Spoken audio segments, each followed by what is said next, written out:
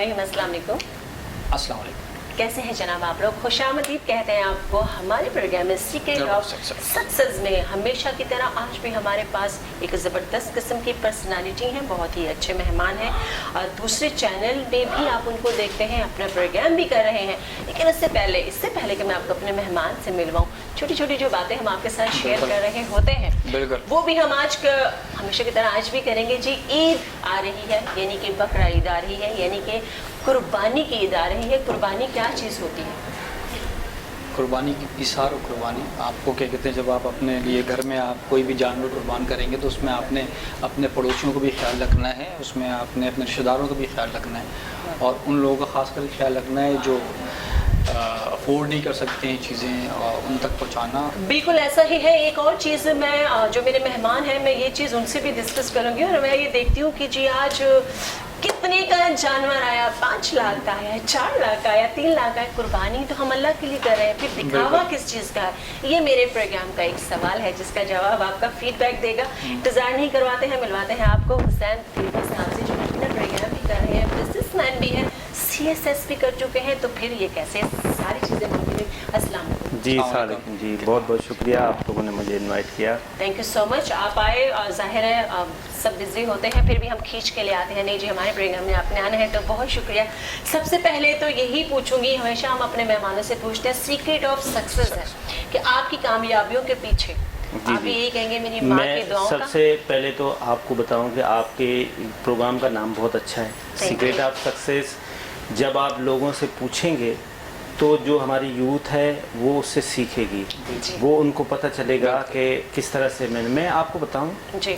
Secret of success में सबसे पहले तो आपको माँ बाप की दुआएं तो होती हैं, लेकिन सीक्रेट ऑफ सक्सेस में सिर्फ और सिर्फ हार्ड वर्क। अगर आप मेहनत करते हैं तो आपको कामयाबी मिलती है। बाकी दुआएं भी होती हैं, जादू टोना भी होता है, बंगाली बाबा भी होते हैं, ठीक है, ये सारी चीज़ें भी एक साइड हैं। जब तक आप मेहनत नहीं करते हैं ना तब तक आपको सक्सेस नहीं मिलती। अगर आप बोलें तो मैं एक छोटी सी एक स्टोरी आपसे मैं शेयर करूं।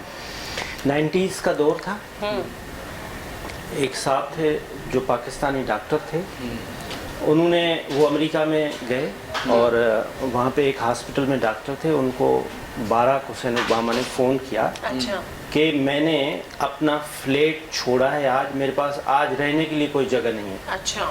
तो because you are my friend, तो मैं आपके पास आ रहा हूँ और आपकी रात आपके साथ स्टे करूँगा। अच्छा, उस वक्त क्या था कि उस वक्त मोबाइल फ़ोन नहीं होते थे जी। उन्होंने कहा अच्छा ठीक है, आप मेरे घर पे आ जाए, मेरे फ्लैट पे आ जाएं और फिर हम रात आज मेरे साथ स्टे करें। अच्छा, वो जो डॉक्टर साहब थे वो पाकिस्तानी डॉक्टर थे, वो यहाँ जहाँ इस एरिया में जहाँ हम बैठे हैं इस एरिया के वो रहने वाले हैं। ठीक है। वो ओबामा के बचपन के दोस्त थे। अच्छा। ओबामा उनके पास यहाँ पाकिस्तान में भी आया था। जी जी, मैं बिल्कुल रियल बता रहा हूँ, ये बात रियल, ये बुक में लिखी है ओबामा ने।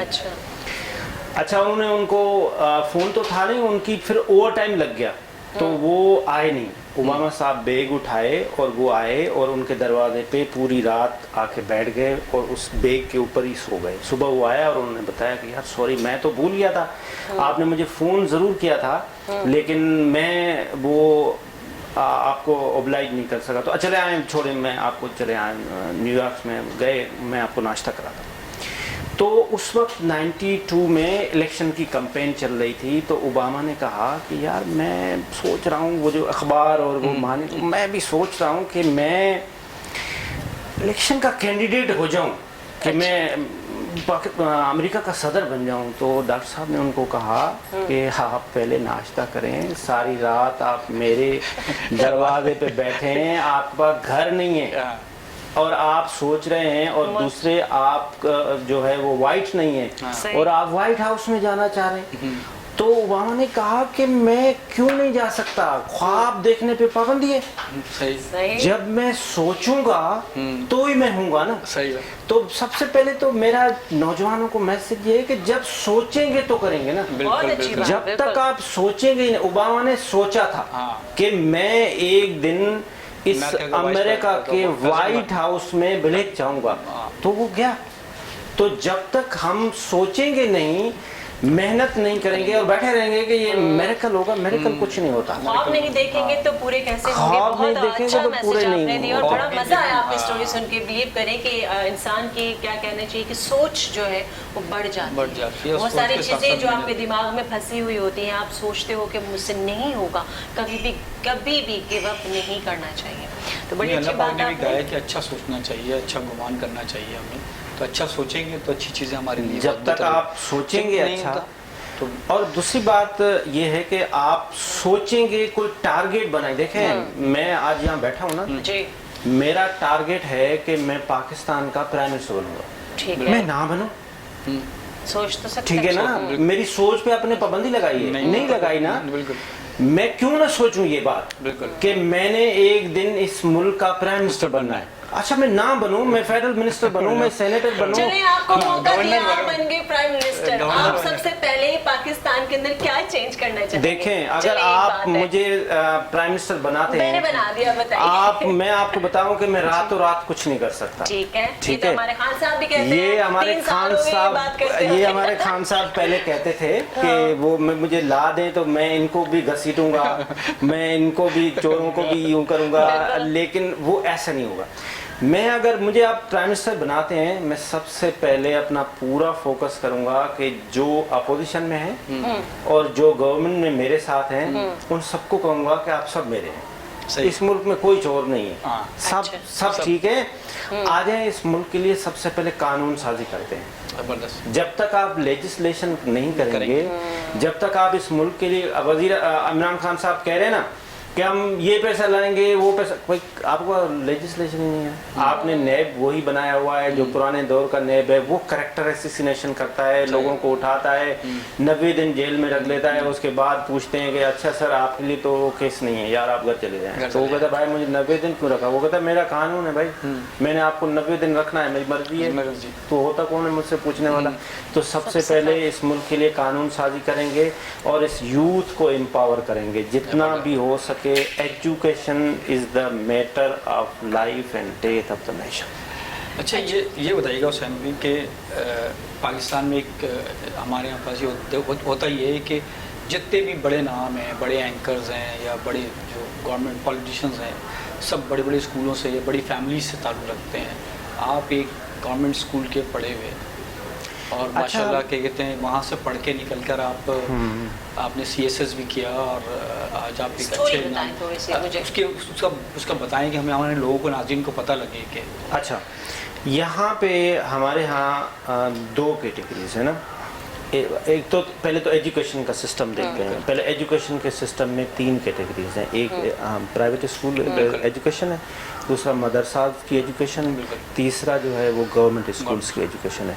जब मैं पढ़ा, मैं ओल्ड एज का आदमी हूँ, मैं दिखने में इतना लग रहा हूँ, मेरी जो है वो 40s में हूँ। तो जब मेरे नहीं, आप देखने में बिल्कुल नहीं लग रहे हैं, ये आपका बयान बिल्कुल गलत है। अच्छा, तो उस वक्त पीला स्कूल होता था। उस वक्त जो, जहाँ से मैं खैरपुर मीरठ से ताल्लुक़ रखता हूँ, वहाँ प्राइवेट एजुकेशन ही नहीं थी। सही। ये पीला स्कूल था और पीला स्कूल में उस वक्त बहुत ज़बरदस्त किस्म की एजुकेशन होती थी। अच्छा, मैं गवर्नमेंट एजुकेशन को अप्रिशिएट करूंगा। अगर आप पाकिस्तान में तरक्की चाहते हैं तो आपको एक ही कैटेगरी की तालीम रखनी पड़ेगी। आप कैटेगराइज कर रहे हैं ना, क्यों नहीं हो पा रहा? ये कोशिश की जाती है मगर ये हो नहीं सकता, हो नहीं सकता क्योंकि हमारा फोकस नहीं है इस चीज को। ठीक है। अच्छा, अगर आपने मदरसाज की एजुकेशन है, आई रेस्पेक्ट मदरसाज, मैं एज ए मुसलमान होने के लिए वो हमारे लिए बहुत इज्जत है उनके लिए, लेकिन उसका आउटकम क्या है? कुछ भी नहीं। कुछ भी नहीं। आप मदरसा से एजुकेशन करें, आप उसके बाद आप वो डिग्री लेके जाएं, आपको जॉब मिलेगी। आप प्राइवेट ऑर्गेनाइजेशन में लेके जाएं, आप गवर्नमेंट, आपको नहीं मिल रही ना। इसका मतलब है कि वो जो आपको पहले यहाँ कुछ सब कुछ बनाना है, आप दुनिया के लिए सबसे पहले करते हैं, फिर आखिरत के लिए कर रहे होते हैं।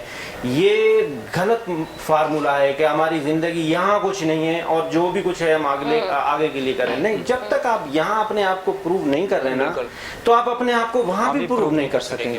प्राइवेट स्कूल्स इतने महंगे हैं, लेकिन क्या करें, स्टेटस आप सैंपल है, आप ये मोबाइल क्यों रखते हैं? इससे अच्छा तो पाकिस्तानी जो वो मोबाइल होते हैं वो बहुत अच्छे होते हैं, लेकिन आप ये मोबाइल क्यों रखते हैं? स्टेटस मजबूरी है। और ये टोटल जो मोबाइल है ये बहुत ही मुश्किल डिफिकल्ट मोबाइल है, लेकिन फिर भी आप रखते हैं इसीलिए क्योंकि हाँ ब्रांड कॉन्शियस हैं, हम स्टेटस सिंबल वाले लोग हैं। अब स्कूल में अच्छा, आप सबसे पहले आपसे बच्चे वो पूछेंगे आप भाई कहाँ बच्चे आपके पढ़ते हैं, आप बता ही नहीं सकते कि आपके गवर्नमेंट स्कूल में क्या, मतलब आप गरीब हैं क्या, मतलब आपके बच्चे पहले ये बिल्कुल गलत है, जबकि ये बिल्कुल इल्जाम लगा देंगे कि पैसे बचा रहे हैं और बच्चों को हाँ, स्कूल में आप गवर्नमेंट स्कूल में पढ़ा रहे हैं। लेकिन इसी बात को मैं आगे ले जाते हुए आपने पढ़ा, मैंने खुद 5वीं क्लास तक गिले स्कूल में पढ़ा, मैंने सियालकोट से पढ़ा, उसके बाद फिर मैंने सेंट जोसेफ से पढ़ा जो कि सियालकोट में है। लेकिन मैंने पंजाब की जो पढ़ाई हुसैन साहब देखी है वो इतनी स्ट्रिक्ट है कि यहाँ मैंने वो एजुकेशन नहीं देखी, क्योंकि उसके फिर 90s में जब मैं यहाँ आई मैंने यहाँ भी पढ़ाई देखी। यहाँ तो लोग ऐसे ही पास हो जाते हैं, ये कर लेते हैं किताबें, लेकिन पंजाब में ऐसा नहीं है, वो बहुत सख्त पढ़ाई है शुरू से भी। मैंने देखा है ये चीज़ को। मैं आपको बताऊँ ना कि एक होता है करिकुलम, एक होता है सिलेबस, हम उसको अपडेट ही नहीं कर पा रहे हैं। सही। आप पंजाब की बात कर लें, केपी की बात करें, सिंध की बात करें, हम अपने आप को वेट कहाँ करेंगे, हम अपने आप को बेचेंगे कहाँ इंटरनेशनल मार्केट में? हम दुनिया के 1000 यूनिवर्सिटियों में भी नहीं आ रहे। सही। मतलब हमारे स्टैंडर्ड लेवल जो है हमारे एजुकेशन का ये है कि हम क्यों नहीं आ रहे हैं, क्योंकि हम अपना करिकुलम, हम अपना सिलेबस हम चेंज नहीं कर पा रहे हैं। अगर हम चेंज करने जा रहे हैं तो हमारे पास रिस्ट्रिक्शंस बहुत ज़्यादा हैं, हम उसको रिवाइज नहीं कर पा रहे हैं। अगर आप पुराने सिलेबस पे बच्चों को पढ़ा रहे हैं बरतानिया के दौर पे, फायदा क्या? कोई फायदा। दुनिया तो चेंज होती जा रही है ना, आप दुनिया में हर साल आपका सिलेबस चेंज होता रहता है। Now world is electronics global village. अब आप टाइप मशीन क्यों नहीं बच्चों को पढ़ा रहे हैं? क्योंकि टाइप मशीन का दौर ही नहीं है। जब जिस दौर में मैं पढ़ा उस वक्त टाइपर होता था, कंप्यूटर तो नहीं था, तो हम टाइप मशीन सीखते थे। मैं सबसे पहले टाइप मशीन सीखा था, क्योंकि उस वक्त टाइप मशीन का तो अब नहीं है ना। तो अब दुनिया चेंज होती जा रही है, तो क्या आप अपने आप को चेंज कर रहे हैं? नहीं कर रहे। हम आईटी में क्यों पीछे हैं? बहुत पीछे हैं। क्यों पीछे हैं? इसलिए क्योंकि हम उसमें अपने आप को डेवलप ही नहीं कर पा रहे हैं, हम अपने बच्चों को उस एजुकेशन पे नहीं ला रहे हैं। वो तब होगा जब आप अपॉर्चुनिटीज देंगे। इस वक्त हमारा दुश्मन है इंडिया, लेकिन देखें आईटी में बेंगलोर हब है, दुनिया को लीड कर रहा है। क्यों? क्योंकि उन्होंने अपॉर्चुनिटी दी, लोग आए, उन्होंने वहाँ पे आके माइक्रोसॉफ्ट ने इन्वेस्टमेंट की, वो अपने आप को ऊपर ले गए। हमें चाहिए कि हम इन कंपनीज को, इन सॉफ्टवेयर कंपनीज को यहाँ अपॉर्चुनिटी दें और वो यहाँ आके, अब देखें मुझे आप बताएं, एक साहब थे वो हमारे कराची के ही हैं, वो आईटी के मिनिस्टर थे, उनको IIT का पता नहीं था।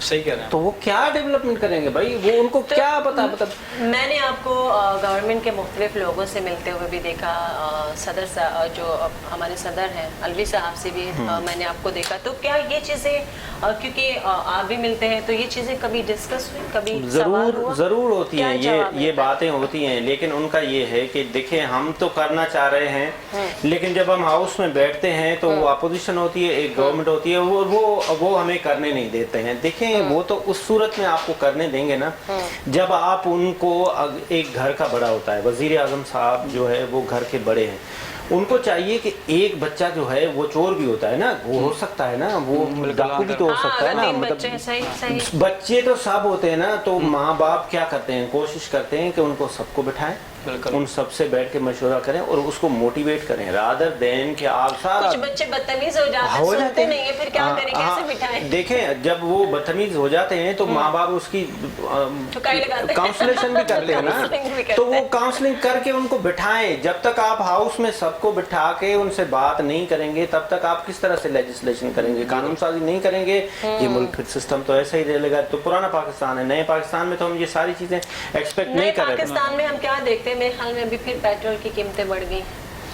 ये तो बढ़नी है और भी बढ़नी है। ये जो आपका पेट्रोल है ये आपका तकरीबन 26 रुपए, 25 से 26 रुपए बढ़ेगा।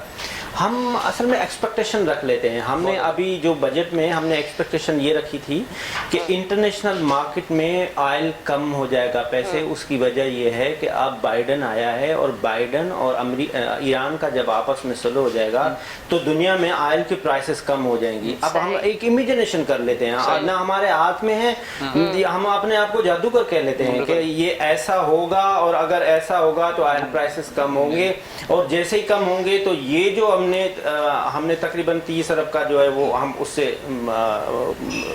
जो शॉर्टफॉल है वो ले लें। ऑयल प्राइसेस तो बढ़ रहे हैं, ऑयल प्राइसेस तो कल भी 77 बैरल डॉलर हो गया। तो वो तो अभी इसलिए बढ़ रहे हैं कि रादर देन कि अमेरिका और ईरान का आपस में सुलह हो जाए, सऊदी अरब और यूएई का आपस में कंफ्लिक्ट हो गया है। कंटिन्यू रखते हैं क्योंकि यहाँ पे एक वक्त है छोटे से ब्रेक का। स्टे विद अस।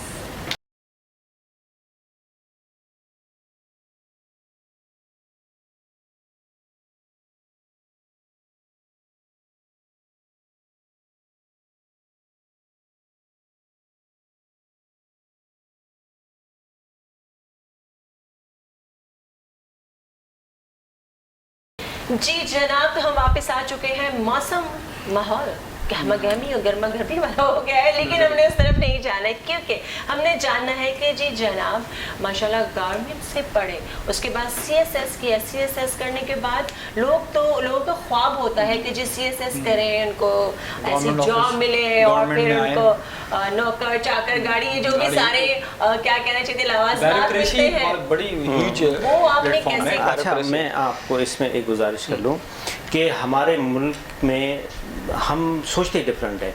देखें जो ब्यूरोक्रेट्स है ना, basically he is a public servant and the public, और जो उसका ऑफिस है वो पब्लिक के लिए बना हुआ है। तो लेकिन वो पब्लिक से मिलते ही नहीं, वो मिलते ही नहीं है, यही तो अनफॉर्चुनेट है ना हमारा। अच्छा, हमें ये पता भी नहीं होता ना, हमारा भी कसूर है, हम उसको बहुत ही बड़ा समझ लेते हैं कि अगर ये डिप्टी कमिश्नर है तो बस ये तो मुल्क का मालिक है भाई। ये अच्छा SSP साहब है, ये तो सर डिस्ट्रिक्ट के पूरे के मालिक, भाई क्यों मालिक है?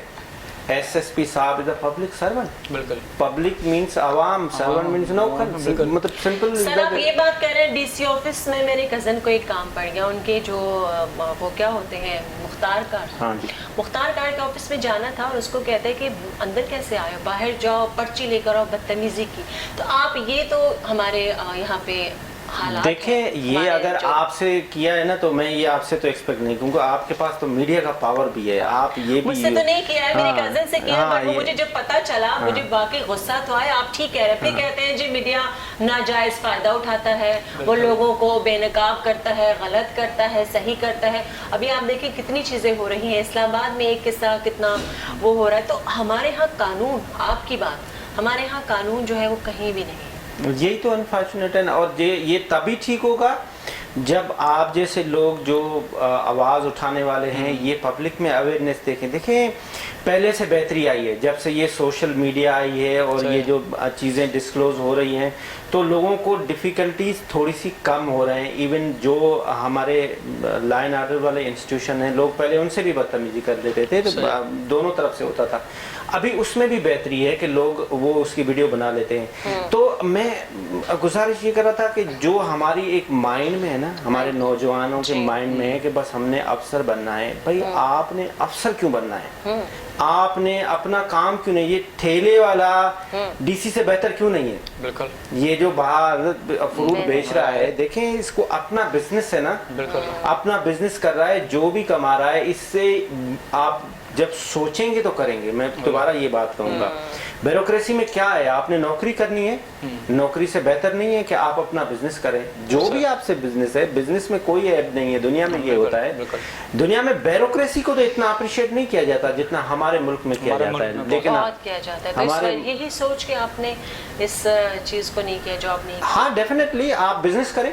मेरा शुरू से शौक था कि मैं अपना बिजनेस करूं और मैं अपना बिजनेस मैंने डेवलप किया और मैं अल्हम्दुलिल्लाह उसमें कामयाब हुआ। कोई भी आप काम करने जा रहे हैं, जब तक आप सोच के उसको पैशन के साथ नहीं करेंगे तो आप कामयाब तो नहीं हो सकते। सही। ब्यूरोक्रेसी में अगर आप जाना चाह रहे हैं तो आप क्यों जाना चाह रहे हैं कि आप रूल करें इस मुल्क के ऊपर, आप के आगे बत्ती वाली गाड़ी, पीछे बत्ती वाली गाड़ी हो, हटो बचो, और वो आपको कहते रहे। ऐसे सर यही बात वही चीज़ें हैं कि आपने अक्सर देखा है, मैंने देखा है कि वो गाड़ियाँ जो महकमे की नहीं होती हैं, जो पुलिस के लोग नहीं होते हैं, उन्होंने प्राइवेट गाड़ियों में, अपनी गाड़ियों में जो एक वो क्या कहना चाहिए, वोटर लगा, हाँ, क्या कहते हैं इसका, वो लगाया हुआ होता है।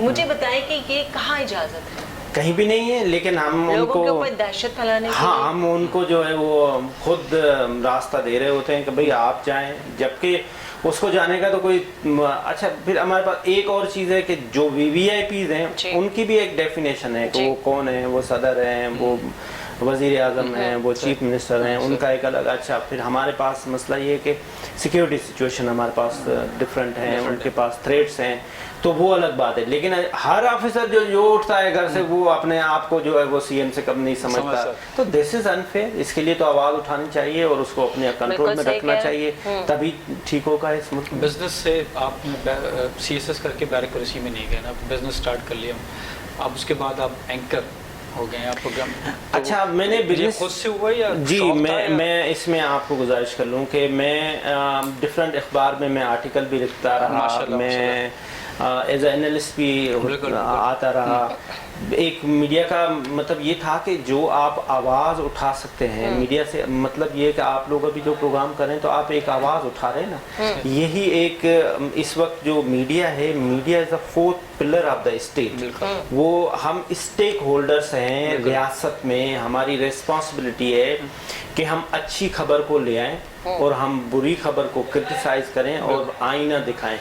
तो मैं इसी एतबार से, इसी शौक से किया कि अगर हम कुछ बेहतर कर सकें, हमसे अगर किसी एक आदमी का बेहतरी हो सके, जो हम आवाज़ उठाएं, जो हमारे लेजिस्लेशन हाउस में लोग बैठे हुए हैं और वो हमारी बात सुने और वो हमारी बात पे कोई ऐसी कानून साजी करें जो अंदर पार्लियामेंट हाउस में, सेनेट हाउस में बात करें जिससे किसी का बेहतर हो सके।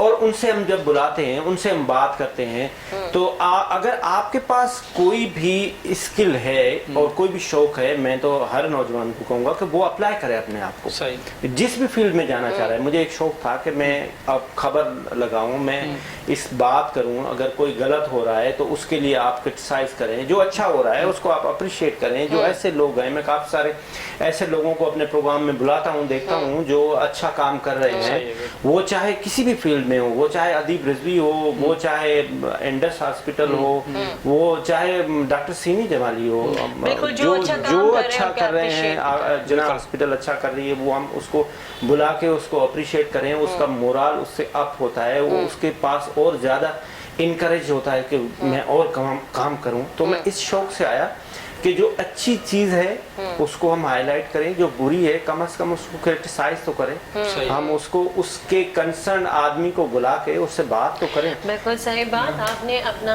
फेवरेट सवाल तो पूछा ही नहीं आज। बिल्कुल बिल्कुल बिल्कुल, वो फेवरेट सवाल आप पूछा, बातों में हम ऐसे लग गए कि पूछ नहीं सके। कॉलेज लाइफ में कभी कहीं आप माशाल्लाह भी इतने हैंडसम हैं, उस वक्त तो आप और ज्यादा हैंडसम उस वक्त से क्या मुराद है? अभी वो नहीं अभी तो मेरी कॉलेज तो मैं अभी भी जाता हूँ, मैं अभी PhD कर रहा हूँ मास कम्युनिकेशन में कराची यूनिवर्सिटी से। आप उधर मचाते रहते हैं, ये कौन है जो मोहब्बत, किस फील्ड में कर रहे हैं PhD? Mass communication. तो मतलब माशाल्लाह, तो अभी भी आप जाते हैं यूनिवर्सिटी तो आगे पीछे तो आपके काफी रेल पेल होती होगी। हाँ, क्यों नहीं होती तो कभी कोई ऐसा हुआ? हाँ, बहुत प्यार तो होता है, प्यार नहीं होता फिर कैसे चलेगा?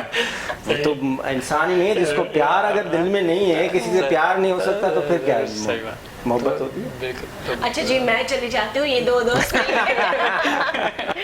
अच्छा, तो लड़कपन फिर ये सारी चीज़ें करते हुए मुझे बताएं कि आपकी जो फैमिली जो बिजनेस है वो अब आप एक गारमेंट्स का बिजनेस कर रहे हैं, तो कोविड में इसको काफ़ी ज़्यादा मेरे ख्याल में पजीराई मिली और काफ़ी ज़्यादा बेहतर हुआ। कोविड में ऐसा हुआ कि जैसे ये शुरू में कोविड आया तो जो इसकी फर्स्ट लहर थी उस वक्त किसी को कुछ समझ नहीं आ रहा था। बिल्कुल ऐसे ही। अच्छा, जो हम लोग एक्सपोर्ट करते हैं तो हमारा जो सबसे बड़ा कस्टमर था वो यूरोप अमेरिका था, और यूरोप अमेरिका ऐसे बंद हो गया और वहाँ पे अल्लाह माफ़ करे यूरोप में जो है वो तो ये इतने लोग इंतकाल कर गए कि वो रोडों पे पड़े हुए, तो सारा कुछ ही बंद हो गया। बिल्कुल। अच्छा, उस वक्त तो सारा कुछ ही बंद हो गया। फिर आप जब आप वो स्पेस आया तो उसमें वो ज़रूरत थी तो चीज़ों की।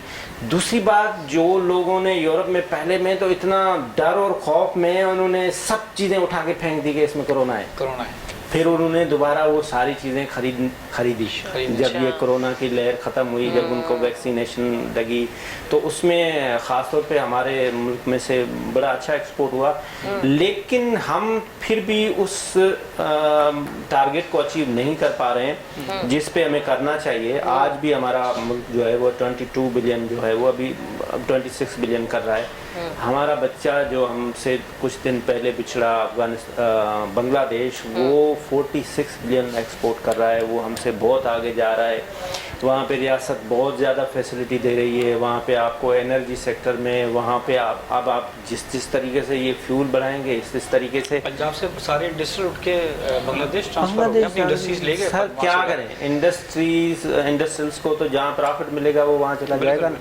अब आप जब बैठे ना तो ये एक दुकान है, जो यूरोप वाला आता है वो देखता है बांग्लादेश से अगर उसको चीज़ सस्ती मिलती है तो वो वहाँ से लेता है, उसको श्रीलंका से सस्ती मिलती है तो श्रीलंका से मिलती है। चाइना तो 13,000 बिलियन डॉलर का एक्सपोर्ट, उसके तो आप छू भी नहीं सकते, उसकी तो आप सोच भी नहीं सकते। उसके लिए तो अमेरिका की परेशानी है। अभी जो G7 की मुलाकात हुई उसमें दुनिया के 7 पावरफुल मुल्क बैठे, उनका एक ही टारगेट था कि हम चाइना को किस तरह से काउंटर करें। उन्होंने फिर चाइना का जो BRI है, बेल्ट एंड रोड इनिशिएटिव जो है, उसके खिलाफ एक नया प्रोजेक्ट बनाया BW3 कि हम दुनिया में हम भी इसी तरह से रोड बनाएंगे, हम भी इस तरह से इंफ्रास्ट्रक्चर। तो हम एटलीस्ट हम चाइना को कॉम्पीट नहीं कर सकते, लेकिन हमारी रियासत को चाहिए कि एटलीस्ट इतना तो करें ना कि हम बांग्लादेश को कॉम्पीट कर सकें, हम इंडिया को कर सकें, हम श्रीलंका को कर सकें, हम भूटान को, नेपाल को, जो हमारे कॉम्पिटिटर हैं, लेकिन वो हम इस वक्त नहीं कर पा रहे हैं। सर, अगर हम इसी चीज़ को कंस्ट्रक्शन को भी देखा जाए अगर, तो उसमें भी हम कहते हैं काम तो बहुत करते हैं, मगर वो चीज़ें हमारे पास आज भी अवेलेबल नहीं है। उस दिन मैं देख रही थी कि चाइना में 2000 गज की लंबाई जो है, इतनी हाइट पे एक रेस्टोरेंट तैयार किया गया है। देखें, मैं इस पे गुजारिश करूँ ना कि जो कंस्ट्रक्शन की फील्ड है उसमें हम लोग जो है वो ऐसी नई चीज़ें लेके आ जाते हैं। जिस तरह से अभी मुझे बहुत इज्जत है, बहुत एहतराम है हमारे चीफ जस्टिस साहब के लिए। वो उनका काम नहीं है ये रोड गिराना, ये दीवारें गिराना, ये इमारतें गिराना, ये तो मिसट्रस्ट आप क्रिएट कर रहे हैं। बिल्कुल। ये क्या मतलब, मैं आपको ये बताऊं कि ये जो बिल्डिंग है, जो ये शारा फैसल पे बनी हुई है, ये क्या मतलब ये ऐसे खुद ही बन गई? इसकी अप्रूवल है, इसकी सारी चीजें हैं। उस वक्त कहाँ थे ये लोगों ने? 7-7, 8-8 करोड़ का एक प्लेट लिया हुआ है। आप इनके लिए कह रहे हैं कि इनको आप रातों रात इनको राख कर दें, कौन सा तरीका है? बाकी सारा मुल्क ठीक चल रहा है। हमारे अगर देखा जाए तो लीज जो होती है वो ही एक ऑथेंटिक डॉक्यूमेंट माना जाता है। अगर प्रॉपर्टी की हम बात करते हैं, जी लीज ट्रांसफर होगी, पावर को कहते हैं कैंसिल हो जाती है, मगर लीज जो होता है वो प्योर एक डॉक्यूमेंट होता है, तो वो भी उन लोगों के पास मौजूद है। इसके बावजूद इन चीजों को मैडम मैं यही तो अर्ज कर रहा हूँ ना कि वो उनका डोमेन ही नहीं है। सही, ये ऑनरेबल चीफ जस्टिस साहब का डोमेन ही नहीं है, उनका अपना डोमेन है। उनके पास जो केसेस हैं वो उनको केसेस को हल करें। ये देखिए, ये एडमिनिस्ट्रेशन का काम है, ये सीएम सिंध का काम है कि उन्होंने, सीएम पंजाब का काम है, केपीके का सीएम का काम है कि वो किस तरह, ये अगर इस तरह से आप करेंगे तो मिसट्रस्ट क्रिएट हो रहा है ना। आपकी कंस्ट्रक्शन की आप डिवैल्यूएशन हो रही है। अब लोग इन्वेस्ट नहीं कर रहे हैं, प्रोजेक्ट नहीं लगा रहे हैं, उनको ये नहीं पता चल रहा कि हमें रियासत अलाउ कर रही है, कल ऐसा ना हो कि हम हमारे ऊपर कोई पाबंदी लग जाए। तो इस मुल्क का मसला ये भी है कि जिसका जो काम नहीं होता वो काम कर रहे होते हैं। अब जैसे रिकॉर्डिंग के केस में हमने $6 बिलियन का अभी जुर्माना भरा। वो क्यों भरा? एक हमारे chief justice, honourable chief justice साहब थे, उन्होंने रात में ख्वाब में देखा कि हमने बलूचिस्तान में जो है वो रिकॉर्डिंग का कॉन्ट्रैक्ट दे दिया है, वो गलत है। वो गलत कैसे कि जी वो 75% एक्सप्लोरेशन की चार्जेस है और 25%, भाई दुनिया का रूल है ये। अच्छा, उन्होंने उस पर जो है वो उसको रिजेक्ट कर लिया कि नहीं, ऑस्ट्रेलियन कंपनी को उन्होंने मना कर दिया, वो बाहर। उन्होंने गए, उन्होंने हमारे पर केस करा, वो जीत गए और उन्होंने $6 बिलियन का हमें जुर्माना दे दिया। अब आप चीफ जस्टिस साहब से पूछें, जो रिटायर्ड चीफ जस्टिस साहब हैं, कि भाई आप अभी बताएं आके कि हम इसको क्या करें। ये जिसका हमारा ही खून चूसा जाएगा, जी, हमारे ही वो रियासत हमसे ही लेके देगी ना ये, और कहाँ से देगी? ये आवाम से ही लेके दे देगी। मुझे तो लगता है हुसैन साहब के एक वक्त आने वाला है कि हम सब रोडों पे, हम सब मैं खुद परेशान, आप परेशान, ये परेशान, हम रोड पे आ जाए, अगर हमें हम कहेंगे हमें कोई गवर्नमेंट नहीं चाहिए, हम खुद चला लेंगे अपने मुल्क, और मेरे ख्याल में हम चला ही रहे। देखें, मिसट्रस्ट क्रिएट हो रहा है ना, जिस तरह से आप फरमा, आप बिल्कुल सही फरमा रही हैं कि रियासत माँ होती है। जब आप केस कर रहे होते हैं ना, तो केस में अगर आपने अपने किसी को मारा यहाँ पे खड़े होके, तो पुलिस आएगी, दोनों को अरेस्ट करेगी। आप अगर कंप्लेंट ना भी करें, वो आपको उठा के ले जाएं। क्यों? क्योंकि रियासत माँ होती है, वो उनकी रेस्पॉन्सिबिलिटी है। तो माँ की जो रेस्पॉन्सिबिलिटी है वो रियासत नहीं निभा रही। इस रियासत में आपको जितनी चीजें चाहिए वो रियासत आपको प्रोवाइड नहीं कर रही है। बिल्कुल सही कह रहे हैं आप। मजीद बातें आप जानेंगे हमारे इस प्रोग्राम में। हुसैन साहब बता रहे हैं, मैं बता रही हूँ, माँ साहब बता रहे हैं। स्टे विद अस।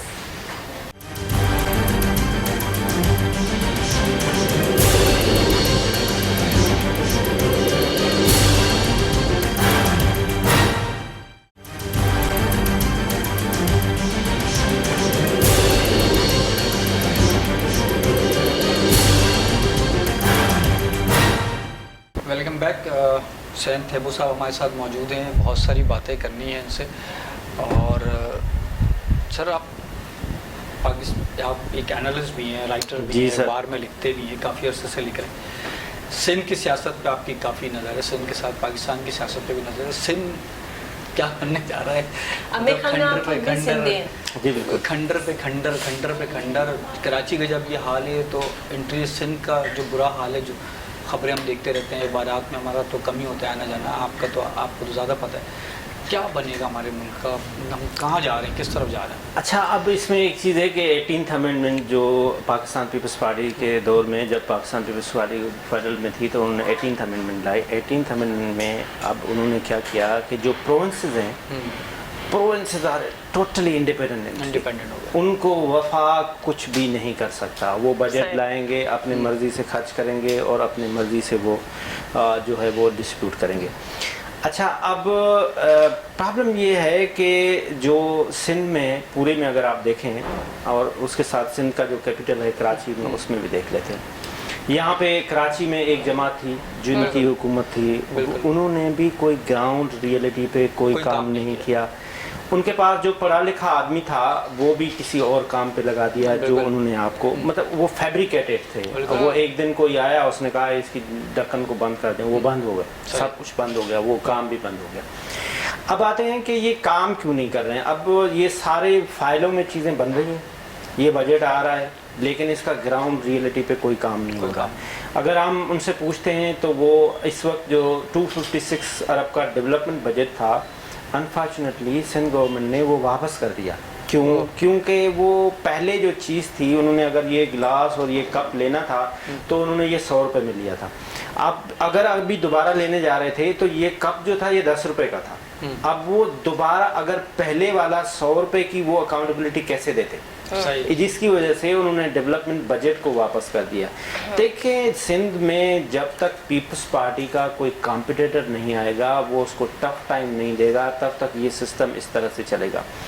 जरदारी साहब की एक बेहतरीन बात ये है कि वो बंदे को कैप्चर बहुत जल्दी कर लेते हैं। अब आप सिंध के हर हलके में देखें, एक अगर 2 इलेक्टेबल्स थे तो एक को जरदारी साहब ने कैप्चर किया हुआ है, दूसरे को उसकी बहन ने किया हुआ है, तो तीसरी को किसी ने किया हुआ है। अपोजिशन ही नहीं है। जब आपके पास अपोजिशन होगी तो आप काम करेंगे ना, तो वहाँ पे है ही नहीं, जिसकी वजह से काम नहीं हो पा रहे हैं, वो डेवलपमेंट बजट यूज नहीं हो पा रहा। आपकी बात, मगर वो लोग जो आपसे इतनी मोहब्बत करते हैं, जो बीबी के मज़ार, कब्र को भी मज़ार की तरह देखते हैं, उन लोगों के लिए भी लोग नहीं सोचते हैं। वो लोग जो आपको लेकर आते हैं, जो आपसे मोहब्बत करते हैं, जो आज भी कहते हैं जी भुट्टो जिंदा है, उनके लिए तो कुछ करके दिखाए हुकूमत। ये आप गवर्नमेंट में तो नहीं है, क्योंकि आप एनालाइजर हैं, एनालाइज करते हैं चीज़ों को, तो शायद आप कोई ऐसा, आप भी कोई ऐसा, क्या कहना चाहिए, कोई मीठी चीज़ दे दे जो कि लोगों को सुकून मिल जाए। अच्छा, वो उनके पास एक इंग्रेडिएंट्स है ना, कि वो उसको, जो वोटर है, जो सपोर्टर है, वो उसको किसी ना किसी तरीके से वो उसको ऑक्यूपाई रखता है। पीपल्स पार्टी की एक टेक्निक है, वो चाहे वो अपना बेनज़ीर इनकम सपोर्ट कार्ड हो या दूसरी चीज़ें हैं, वो उनको फैसिलिटेट कर रहे होते हैं, जिसकी वजह से, लेकिन जो लार्जर स्केल में डेवलपमेंट होनी चाहिए वो डेवलपमेंट नहीं है। अगर आप देखें तो एक स्कूल है, उसमें 1500 टीचर है, आधा एक भी नहीं है, अब बच्चे हैं ही नहीं, उसमें गाड़ी नहीं है, 10 ड्राइवर हैं। अब इसकी कोई पूछ सकता है, लेकिन वो तनख्वाहें तो उनको मिलती हैं, तनख्वाहें तो उसको मिलती घर हैं, में बैठ के लेते घर में बैठ के ले रहे होते पूछने वाला कोई नहीं है। कब इस सही वक्त होगा निजाम? देखिए, 70 साल तो हो गए इस वक्त तो उनसे पूछने वाला कोई नहीं है। अच्छा, कोई ऐसा वक्त आएगा, आपको लगता है आने वाले मुझे वक्त लग में? रहा है कि जब ये चेंज आए, कोई गवर्नमेंट आए जो उनको टफ टाइम दे, अब उनके ऐसी कौन सी पता नहीं गवर्नमेंट आएगी, मुझे तो लगता है कि हमारे नौजवान जागेंगे। जब वो जागेंगे तो एक इनकलाब आएगा, फिर कोई एक ऐसा बंदा खड़ा होगा जो कहेगा कि हाँ हमें चेंज करना है। शुरू में जिस आपने बात की, पार्टी आई थी, उसने कराची के लिए कुछ शुरुआत में कुछ अच्छे काम किए थे, जिससे लगा कि शायद उनके जो उनके जख्म है उनको कोई मरहम दे लगाने वाला आ गया है। फिर बीच में चीज़ें मुख्तलिफ होने लगी, लेकिन आज भी मुझे ऐसा लगता है कि जिस तरह कराची को, क्योंकि हम यहाँ रहते हैं, कराची को जिस तरह नज़रअंदाज किया जाता है, तो शायद फिर कोई इसी तरह खड़ा होगा और फिर लोगों को लगेगा कि जी नहीं, ये इससे तो मैं एग्री नहीं करता कि अगर कराची को नज़रअंदाज किया जाता है तो क्या हैदराबाद को, मीरपुर खास को, सफर को क्या फैसिलिटेट किया जाता है, लाड़काना को फैसिलिटेट किया, नवाज सिंध की हुकूमत की बात सिंध की हुकूमत की अगर आप ये बात कहेंगे तो फिर नवाब शाह में वो सारा प्रोजेक्ट लग रहे हैं, वो हैदराबाद में लग रहे हैं, वो जो है वो लाड़काना की इससे ज्यादा वर्स्ट कंडीशन है। मतलब अगर ये तो अगर हम सिंध की चले, हम सिंध की बात कर लेते हैं, हाँ, तो वहां पे भी यही वर्स्ट कंडीशन है, इससे बेहतर फिर भी यहाँ पर है जो भी कुछ हो रहा है। देखें, अगर आप पूरे पाकिस्तान की बात करेंगे तो पंजाब में भी जो गुजदार साहब है, उसने भी अभी सही से पंजाब को जो है टफ टाइम दिया हुआ है, वहाँ पे भी कोई काम नहीं हो रहा है। जो शहबाज शरीफ से लाख इख्तलाफात, लेकिन काम करते थे, वो सुबह उठते थे और वो खुद मॉनिटर कर रहे थे। अब वो करप्शन का जो नारा है, वो अभी तक कुछ भी साबित तो हम कर नहीं सके, और वही नारा लगाते लगाते हमने अवाम को परेशान कर दिया। अच्छा, नहीं, वही नारा लगाते लगाते हम खुद भी कर रहे हैं, हाँ, वही काम कर रहे हैं। पीटीआई की हुकूमत वही नारा लगाते लगाते कि करप्शन यूं, करप्शन, वो खुद भी उनके अपने अपने स्कैंडल आ रहा है। अच्छा, फिर प्रेसिडेंट साहब, प्राइम मिनिस्टर साहब उसको निकाल देता है, फिर दूसरे को करता है, फिर दूसरा कर लेता है करप्शन। तो देखा जाए तो पहले से तुम कर लो, दूसरा तो देखा जाए तो आपसी इख्तलाफात ही जब ठीक नहीं होंगे तो आप पाकिस्तान के अवाम के लिए कैसे सोच सकते हैं? बस पाकिस्तानी अवाम को खुद सोचना चाहिए, उसको मेहनत कर। वो मैं समझता हूँ कि पाकिस्तानी अवाम के अंदर वो विश, वो विल है, वो इसी वजह से हमारा जो मुल्क है वो सस्टेनेबल है। अभी भी मैं कल एक रिपोर्ट देख रहा था, उसमें ये था कि 2025 में पाकिस्तान दुनिया की 11th बड़ी इकोनॉमिक पावर हो सकता है। ये अगर स्टेप लिए जाएं तो हो सकता है किसी दिन हम ले लें। देखें, अगर आप चाइना की हिस्ट्री पढ़ें, चाइना वाज द वर्स्ट, ठीक है। माओ ज़ेडुंग ने, जिसने ये चाइना का ये ख्वाब देखा था सुपर बनाने के लिए, एक दिन भी सुकून से नहीं सोया, उसके पास अपनी दवाई भी नहीं होती थी, लेकिन वो हर वक्त कॉन्फिडेंट होता था कि एक दिन हम सुपर पावर बनेंगे। जब भुट्टो साहब आखिरी दिनों में उससे मिलने गए तो उसने पूछा, भुट्टो साहब ने, तो आप why are you so confident कि भैया आप ही सुपर पावर बनेंगे? उसने कहा, मैं इसलिए कॉन्फिडेंट हूँ क्योंकि हमने अपने नौजवान नस्ल को सही तालीम दी है, तो मुझे I am sure about it कि हम कल तरक्की करेंगे। हम वो नहीं दे पा रहे। जब तक हम अपने यूथ को सही तरीके से यूटिलाइज नहीं करेंगे, दुनिया में हम तो कहते हैं ना कि दुनिया जो डेवलपमेंट के टूल्स क्या है, डेवलपमेंट का टूल बना, तो major tool is the youth. जो स्कैंडिनेवियन कंट्रीज हैं जहाँ पे 6 महीने रात होती है, 6 महीने दिन होता है, कोई इंफ्रास्ट्रक्चर उनका एनर्जी उनकी कंज्यूम होती है, उनके पास सबसे बड़ा रिसोर्स उनकी यूथ है। हम अगर यूथ को आज से सही से यूटिलाइज करना शुरू करें तो हम मुल्क सुपर पावर बन सकते हैं। सही कह रहे हैं आप, बहुत अच्छी बात। पाकिस्तान में जितना टैलेंट है मेरे ख्याल में पूरी दुनिया में शायद ही कहीं हो। जितना हम यहाँ से जाके यूरोप में अपने आप को मनवा लेते हैं, सुपर बना लेते हैं, अमेरिका में अपने आप को मनवा लेते हैं, कॉम्पिटेट वहाँ कर रहे। हमारा ये जो मसला है वो ये है कि जो अच्छा पढ़ लेके उसका पहला ख्वाब होता है मैं कनाडा चला जाऊँ, मैं अमेरिका चला किस तरह जाऊँ। उनको वहाँ फैसिलिटेट किया जाता है, उनकी वहाँ इज्जत होती है, उनके टैलेंट की वहाँ कदर होती है, या नहीं होती, इस वजह से वो नहीं। लेकिन ये नहीं करना चाहिए। अगर आपके टैलेंट की यहाँ कदर नहीं भी है ना, फिर भी आप इधर ही मरें, इधर ही रहें, इधर ही जिए। हाँ, मतलब इधर से ना जाए, मेरा तो ये मैसेज। अच्छा जी, क्योंकि बिल्कुल ठीक कह रहे हैं आप, लेकिन कुर्बानी भी आ रही है। आपने कुर्बानी के लिए क्या सोचा, कैसे लोगों में देखें, जाएंगे? कुर्बानी के लिए तो ये हमारे नबी हज़रत इब्राहिम अलैहिस्सलाम ने अपने बेटे की कुर्बानी दी थी, खुशियों के लिए, डेवलपमेंट के लिए, इस कौम के लिए, कि अब मतलब इसका एक मैसेज है कि आप जानवर ना दें, आप सबसे महंगा जानवर लेके आप अपने दरवाजे पे ना बांधे जो आपके पड़ोस वाला देखे और वो उससे एहसास कमतरी में डीमर। आप कुर्बानी अगर आपको देनी है तो आप गरीबों की हेल्प करें, जो आप कर सकते हैं। अब देखें, नमाज, रोज़ा, हज, ज़का, ये सब कुछ सही है, लेकिन दर्द दिल के वास्ते ही पैदा किया इंसान को, वरना अतात के लिए कुछ कम न थे करो बना। तो मैं इस ईद का मैसेज ये दूंगा कि जितनी भी खुशियाँ बांट सकते हैं ना, उतनी खुशियाँ दें। एक माइक्रोसॉफ्ट एक कंपनी है, दुनिया की सबसे बड़ी कंपनी है, उसका CEO है, वो हमेशा हंसता रहता है। उससे किसी ने पूछा कि आप ये हमेशा हंसते रहते हैं? उसने कहा कि मैं किसी इलॉजिकल चीज़ का जवाब नहीं देता हूँ, मैं सिर्फ कोशिश करता हूँ कि लोगों को खुश करें। अगर आपको कोई इरिटेट भी कर रहा है ना, आप उसको खुशी दे दें, आप उसको गोश्त ना भिजवाएं, आप उसको खुशी दे दें। ये बहुत अच्छी बात जी, आपका बहुत अच्छा मैसेज है। वैसे तो हमारे आसिफ जरदारी भी मुस्कुराते रहते हैं, अब क्यों ये हमें पता नहीं है। उम्मीद करती हूँ आज का प्रोग्राम आपको पसंद आया होगा। अपना बहुत सा ख्याल रखें और इजाज़त दीजिए इस उम्मीद के साथ कि आप अपना भी ख्याल रखेंगे, अपने बच्चों बुजुर्गों का भी रखेंगे। हमारी तरफ से एडवांस ईद मुबारक। अल्लाह हाफिज़। पाकिस्तान जिंदाबाद।